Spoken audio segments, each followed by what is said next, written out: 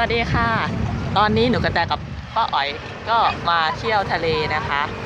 ระหว่างที่เรากำลังรอให้เขา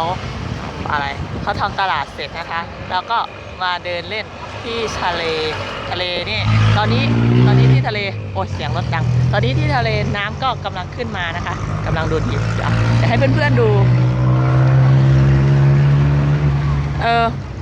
กดยังไงวะเอากดไม่เป็นเพื่อนๆดูอย่างนี้แล้วกันเห็นไหม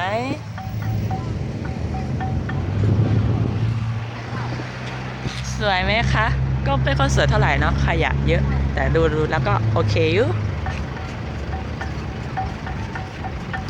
วันนี้ป้าอ๋อยมีอะไรจะบอกเพื่อนๆไหมบอกว่ารักหนูกระแตค่ะบอกว่าป้าอ๋อยตาหลุดขี้เหร่ไม่สวยอะไรก็ทำก็ป้าสองคำก็ป้า